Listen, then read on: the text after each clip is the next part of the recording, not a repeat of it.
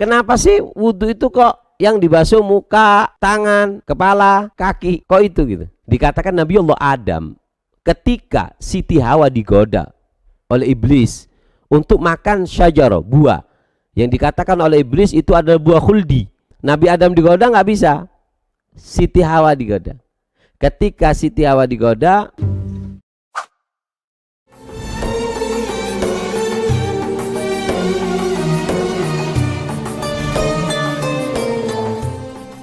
furudul wudu'i sittatun, fardunya wudu sittatun, ada 6. Jadi orang kalau mau wudu tidak boleh kurang dari 6 ini. Ketika berwudu kurang, ketika dalam keadaan berwudu kurang dari 6 ini, maka tidak dikatakan wudu, maka nggak sah wudunya.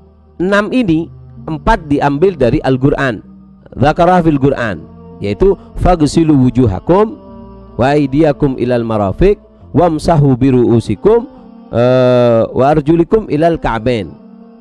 Ini 4 daripada Al-Quran: wajah, tangan, kepala, dan juga kaki. Ini 4 yang disebutkan di Al-Quran. Dan wa itsnain, 2 ja'a dzikru fil hadis, disebutkan dalam hadis Nabi. Yang pertama yaitu adalah an-niyah wa tertib. Nabi mengatakan innamal a'malu binniyat, rawahu Imam Bukhari wa Muslim. Yang kedua at-tertib, ibda'u bima bada Allahu bihi. Artinya kita diperintahkan untuk tertib. Pertama harus niat, muka, tangan,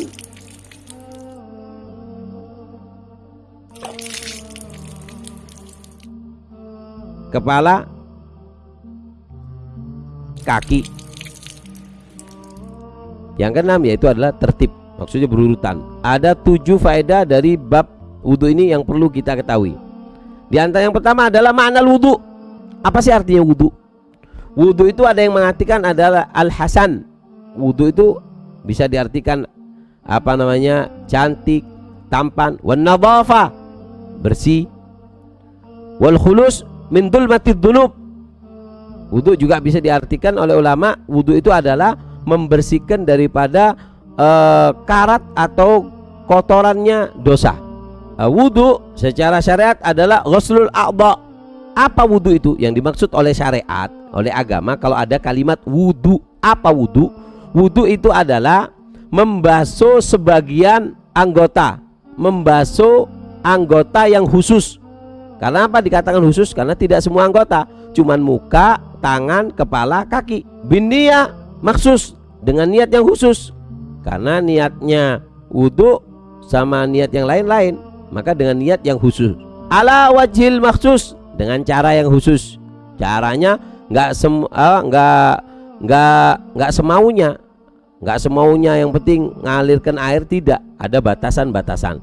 Gampangnya gini, membasuh anggota badan yang sudah ditentukan dan dengan niat yang sudah ditentukan, dengan cara yang sudah ditentukan oleh ulama. Nah, yang kedua faedah daripada wudhu, ada wudhu, ada wadu. Kalau wadu itu adalah air yang digunakan untuk bersuci wudhu. Itu airnya, kita ngambil air untuk wudhu, airnya itu namanya adalah wadu. Kalau wudhu apa? Wudhu itu adalah pekerjaannya, gerakan kita menggerakkan tangan, ngambil air untuk basuh muka, tangan, kepala, kaki. Gerakan yang kita lakukan itu namanya adalah wudhu. Jadi ada wadu, ada wudhu. Ini faedah yang kedua. Nah, faedah yang ketiga, bahwasanya wudhu ini difardukan bersamaan dengan sholat Lailatul Isra, ketika malam Isra Mi'raj, yaitu setahun sebelum hijrah. Malaikat Jibril mengajarkan wudhu kepada Rasulullah, dan Rasulullah mengajarkannya kepada Siti Khadijah. Kemudian Nabi sholat pertama kali 2 rakaat bersama Siti Khadijah, dan beliaulah yang pertama kali Islam, Sayyidatuna Khadijah. Khadijatul Kubra. Sayyiduna Khadijah itu juga mendapat julukan Ummul Hajun, karena beliau dimakamkan di Mekah itu namanya adalah Hajun. Hajun itu tempat pemakaman Siti Khadijah, makanya terkenal beliau Sayyidah Khadijah mendapat julukan Ummul Hajun. Ada faedah yang keempat tentang wudhu. Kenapa sih wudhu itu kok yang dibasuh muka, tangan, kepala, kaki. Kok itu gitu? Dikatakan Nabi Allah Adam ketika Siti Hawa digoda oleh iblis untuk makan syajarah, buah yang dikatakan oleh iblis itu adalah buah khuldi. Kalau makan itu kamu akan kekal. Padahal itu adalah dibohongi sama iblis, karena iblis iri dengan Nabi Adam, sehingga Nabi Adam digoda nggak bisa, Siti Hawa digoda. Ketika Siti Hawa digoda, Nabi Adam nggak bisa menolak keinginan istrinya. Ketika itu ditunjuk oleh Siti Hawa, aku pengen makan buah itu. Nah, keinginan mengambil pertama oleh Nabi Adam dilalui dari mukanya, menoleh itu. Nah, sehingga dosa pertama di muka. Kemudian apa? Diambil. Ketika diambil, tangan, habis muka, tangan yang dibasuh. Ketika sudah ngambil, mau dikasih, kepalanya Nabi Adam ini tersentuh dengan daun buah khuldi, sehingga itu kepala harus dibasuh. Kemudian melangkah, noleh gini, kesentuh kepalanya, kemudian berjalan ke Siti Hawa memberikan, sehingga kaki. Jadi muka ngambil, noleh, kesentuh daun, kemudian memberikan buah itu kepada Siti Hawa dengan dengan kaki, sehingga dibasuh. Ada yang mengatakan kepala itu karena ketika mengambil Allah murka, kemudian Nabi Adam yang dipegang, Nabi Adam mengambil buahnya itu seperti ini. Nah, ketika diambil, kemudian Allah murka, tangan yang habis digunakan untuk ngambil buah itu dipegangkan ke kepalanya. Orang kan kalau nyesel atau apa mesti pegang kepala seperti ini. Sebagian lewat seperti itu. Wallahu a'lam. Yang kelima, basuhnya fadilatul wudu. Wudu itu ada keistimewaan ya. Di antaranya adalah miftahus shalah wa kamalid dini wad dunya wal akhirah. Wudu itu adalah kuncinya salat, kuncinya agama, kuncinya kebahagiaan dunia, kuncinya kebahagiaan akhirat ada di dalam wudu. Dikatakan man ahsanal wudu ahsanas shalah wa man ahsanal wudu wa shalah ahsanad din kullah. Siapa orang yang bagus segi wudunya, maka sholatnya akan bagus. Orang kalau bagus wudunya, bagus sholatnya, maka agamanya akan bagus. Maka Allah akan baguskan urusan dunianya dan urusan akhiratnya. Dikatakan bahasanya Sayyidah Nafisah ketika Imam Syafi'i meninggal dunia, Sayyidatuna Nafisah mengatakan bahasanya rahimallah Syafi'i innahu kana yuhsinul wudu. Mudah-mudahan Allah merahmati ini Imam Syafi'i. Kenapa? Karena yuhsinul wudu, karena wudunya ihsan. Apa tadi ihsan? Ihsan itu kan perfect. Jadi kalau wudu dengan ihsan, yuhsinul wudu, berarti wudu dengan perfect. Sampai dikatakan Al-Habib Umar bin Hasan bin Abdullah Al-Haddad, cucunya Habib Abdullah bin Ali Al-Haddad yang orang ratib.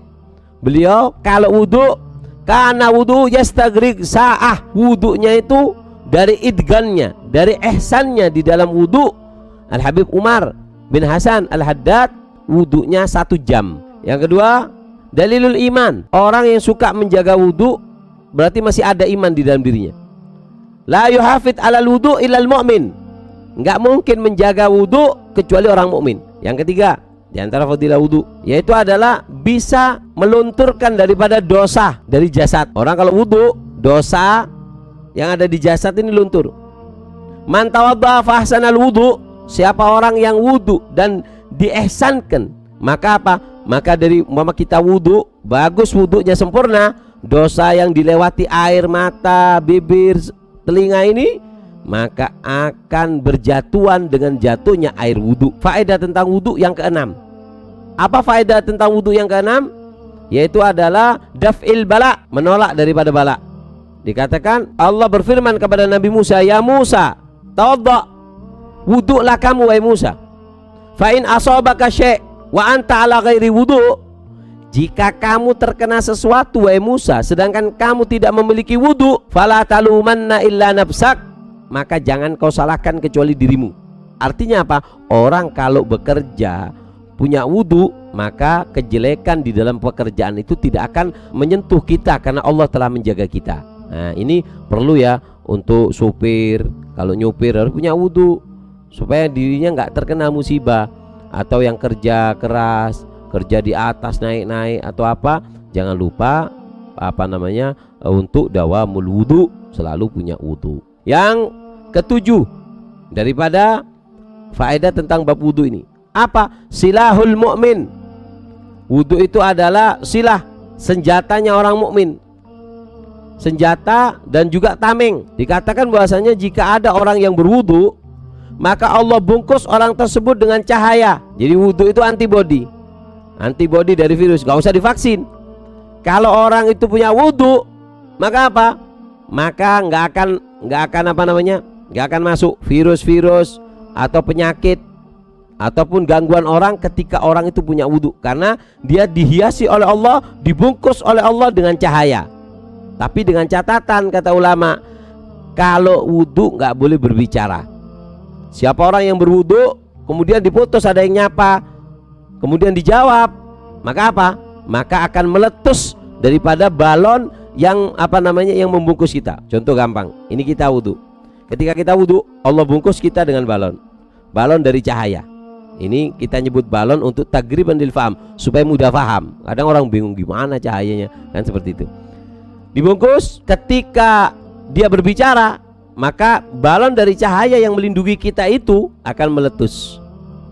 Kalau kita wudu gak berbicara, kita jalan kemana-mana di dalam perlindungan. Kalau pengen jauh dari dari penyakit atau dari takut kayak sekarang ada virus-virus, maka ada hal penting diantaranya apa?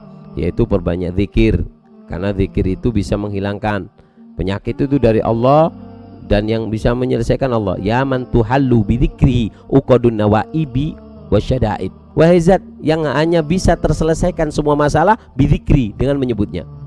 Uqadun nawaibi wasyada'id. Masalah, musibah, penyakit itu bisa diselesaikan dengan satu, zikrullah. Perbanyak berzikir kepada Allah.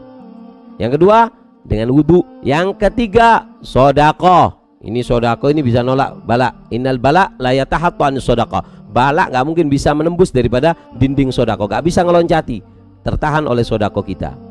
Dan yang keempat adalah minum madu. Madu itu sangat bagus untuk menjaga kesehatan kita. Empat ini kalau kepingin kita terlindungi daripada penyakit dan yang lainnya. Naam.